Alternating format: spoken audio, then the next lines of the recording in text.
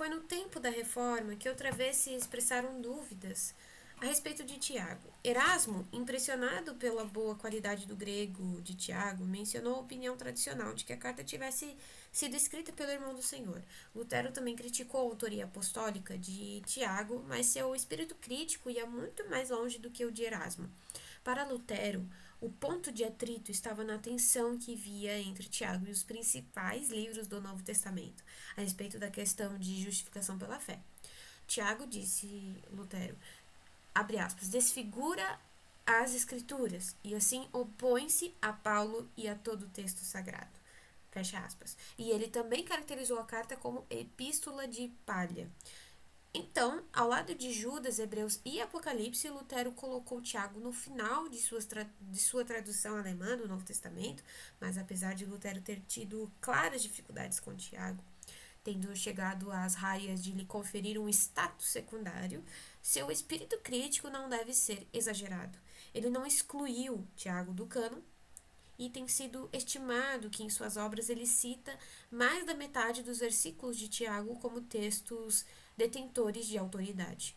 Até mesmo a referência à epístola de palha deve ser compreendida dentro do seu contexto. Lutero não está rejeitando Tiago como se não tivesse valor, e sim contrastando-a de modo desfavorável com os principais livros, Evangelho de João, 1 João, Epístolas de Paulo, especialmente Romanos, Gálatas e Efésios, e 1 Pedro, os quais nos revelam Cristo e nos ensinam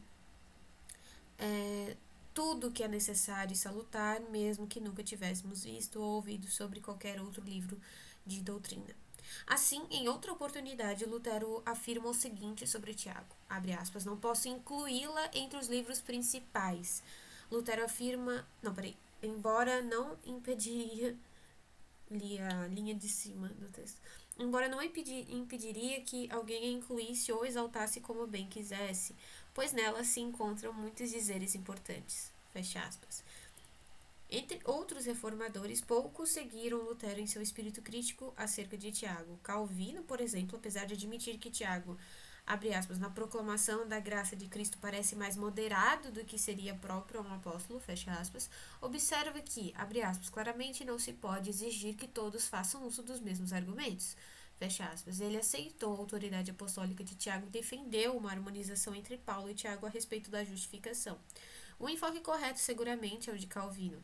Numa percepção tardia, podemos ver que o entusiasmo de Lutero, com sua descoberta da doutrina da justificação pela fé e seu contexto de polêmica, impediram-no de atingir um enfoque equilibrado de Tiago e alguns livros do Novo Testamento. Com um maior conhecimento sobre o pano de fundo judaico em Tiago e a séculos de distância das lutas que Lutero estava enfrentando, podemos observar o modo pelo qual Tiago e Paulo se complementam. Eles não têm os mesmos opositores e, de acordo com isso, seus argumentos são diferentes. Mas os dois prestam uma importante contribuição à compreensão que temos sobre nossa fé. Segundo, a autoria. O autor da carta simplesmente se identifica como Tiago, Jacobos. Quem é este indivíduo? Sabemos que no Novo Testamento há pelo menos 4 homens chamados Tiago. Primeiro, Tiago, filho de Zebedeu, chamado a ser um seguidor de Jesus cedo no ministério, Marcos capítulo 1, versículo 19. Tiago, junto com seu irmão João e Pedro, tornou-se um dos apóstolos mais íntimos de Jesus. Segundo, Tiago, filho de Alfeu, também um dos 12, mencionado apenas na lista dos apóstolos e possivelmente em Marcos capítulo 15, versículo 40, como Tiago o menor. Apenas Tiago, no texto paralelo de Mateus capítulo 27, versículo 26. Terceiro, Tiago, pai de Judas, este Judas que se distingue do Judas Iscariotes e é identificado como um dos 12. Em Lucas...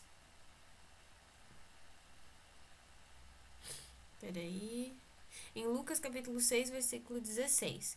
E provavelmente deva ser relacionado ao nome Tadeu em Mateus capítulo 10, versículo 3 e Marcos capítulo 3, versículo 18. E 4. Tiago, o irmão do Senhor, Gálatas capítulo 1, versículo 19. Os irmãos de Jesus não creram nele durante seu ministério terreno. Mas Tiago chegou cedo a uma posição de proeminência na igreja de Jerusalém.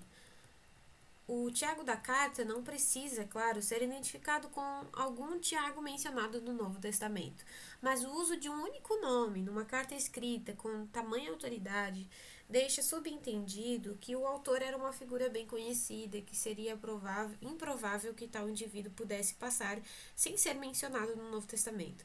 Dos 4 Tiagos do Novo Testamento, apenas o filho de Zebedeu e o irmão do Senhor destacam-se como proeminentes. Entretanto, Tiago, filho de Zebedeu, morreu martirizado em 44, como diz em Atos capítulo 12, versículo 2. E é improvável que a epístola tenha sido escrita numa época tão remota. Ficamos então com Tiago, irmão do Senhor, como o mais provável autor da epístola. Este Tiago tornou-se uma figura popular e respeitada na igreja primitiva, especialmente entre cristãos judeus. Ele foi venerado como o primeiro bispo de Jerusalém, sendo-lhe atribuído o título O Justo, devido à sua fidelidade à lei e à constância na oração. Muitas informações sobre Tiago vêm do relato feito por Egésipo sobre sua morte, segundo registros de Eusébio, em História Eclesiástica. Ele nos informa que Tiago foi apedrejado pelos escribas e fariseus por ter se recusado a renunciar a seu compromisso com Jesus. Este relato sobre a morte de Tiago é confirmado e separado por Joséfo, que também nos dá condições de datá-la em 62. Entretanto, boa parte do restante do relato de Egésipo, que retrata Tiago como um zelote da lei, é lendária. Pode ser que Egésipo tenha derivado suas informações a partir de uma seita restrita de cristãos judeus, chamados ebionitas, que consideravam Paulo desfavoravelmente, exaltando Tiago como o real herdeiro do ensino de Jesus. Portanto, enquanto nossas fontes concordam em que Tiago era um cristão judeu, devoto e piedoso, ansioso por manter um bom relacionamento com o judaísmo, o quadro de um Tiago legalista e anti-Paulo deve ser rejeitado como uma caricatura tendenciosa. Tiago também foi uma figura importante na história da igreja. Por uma outra razão, à medida que tendências ascéticas se tornavam mais influentes na igreja primitiva, a descrição de Tiago ao lado de outros como o irmão do Senhor tornou-se uma questão de controvérsia. Encarada diretamente, esta designação contradiz a ideia de que Maria permaneceu virgem após o nascimento de Jesus. Jerônimo tornou popular a ideia, constantemente chamado conceito hieronímico, segundo aquele pai da igreja, de que Tiago e os outros irmãos de Jesus eram de fato seus primos. Ele identificou Maria de Cleopas, ou Cleofas, irmã de Maria, como a Maria de quem se diz ter sido a mãe de Tiago e José. Assim, Tiago e José seriam primos e não irmãos de Jesus. A interpretação do relacionamento entre os diferentes Tiagos e Marias mencionados nesses textos é uma questão enfadonha e não mais nos deteremos nela aqui. Basta dizer que a interpretação de Jerônimo não é a única. O que mais prejudica a posição hieronímica é o fato de que Adelfo sempre significa irmão quando se denota uma relação de sangue no Novo Testamento. Então, Tiago deve ser ou um irmão mais velho de Jesus, nascido de uma união de José com uma esposa antes de Maria, a linha epifânica, o irmão mais novo de Jesus, nascido de José e Maria, a linha euvídica. Dentre estas, a linha euvídica é a que melhor explica a íntima ligação subentendida no Novo Testamento entre Maria, mãe de Jesus, e os irmãos de Jesus. Marcos, capítulo 3, versículo 32 e capítulo 6, versículo 3. Então, se é este Tiago, um irmão mais novo de Jesus e respeitado líder da igreja judaico-cristã de Jerusalém, que é identificado com maior naturalidade como autor da carta que leva o seu nome, há alguma outra evidência que confirme tal identificação? O testemunho da igreja antiga, como vimos, concorda com esta conclusão? Tal testemunho, apesar de não remontar a tempos tão remotos, sustenta coerentemente que Tiago, irmão do Senhor, escreveu a epístola, apenas muito mais tarde e em raras ocasiões. A epístola foi atribuída a Tiago, filho de Zebedeu, ou a Tiago, filho de Alfeu. O grego da epístola contém algumas semelhanças notáveis com o grego do breve discurso creditado a Tiago, irmão do Senhor, em Atos, capítulo 15, versículos 13 a 21, e a carta enviada segundo sua ordem, registrada em Atos, capítulo 15, versículos 23 a 29. A saudação epistolar, cairem, ocorre em Tiago, capítulo 1, versículo 1, e Atos, capítulo 15, versículo 23, e somente mais uma vez no Novo Testamento. É peculiar o uso do nome, ou noma, como sujeito do verbo invocar, kaleo, na voz passiva, ocorrendo tanto em Tiago 2:7 como em Atos 15:17. O apelo, abre aspas, ouvi, meus irmãos, fecha aspas, encontra-se em Tiago 2:5 e Atos 15:13. E existem outras leves semelhanças. Tais paralelos certamente não prefazem um número suficiente para fornecer uma prova de origem comum, mas são sugestivos quando considerados em conjunto com os dois primeiros pontos. Finalmente, há vários aspectos da carta que não apontam diretamente para Tiago, irmão do Senhor, mas que bem poderiam se encaixar com sua autoria. A atmosfera judaica no livro é bastante acentuada, ensinos veterotestamentários e judaicos são mencionados com frequência, o estilo reflete tanto a natureza proverbial das tradições da sabedoria judaica quanto a pregação em tom de denúncia dos profetas, o lugar de reunião da igreja chamado sinagoga, 2:2, e um tema judaico central, a unidade de Deus, é especificamente mencionado, 2:19.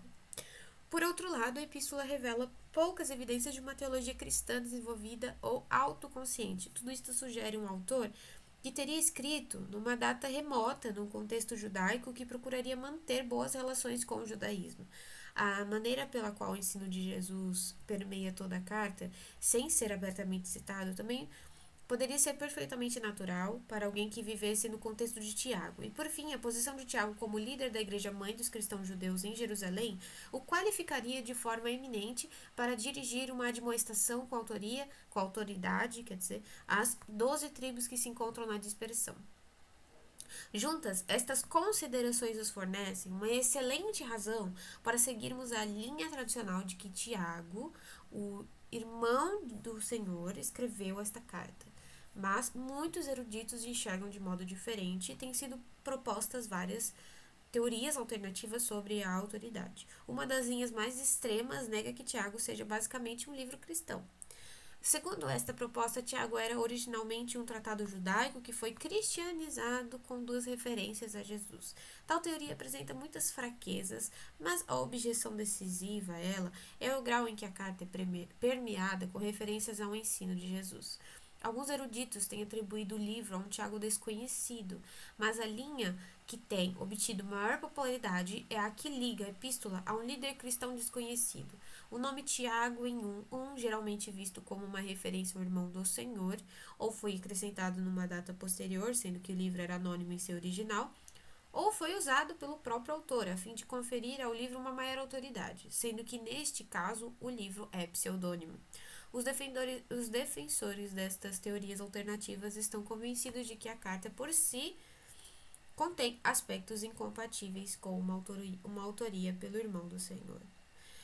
4 aspectos são citados com maior frequência.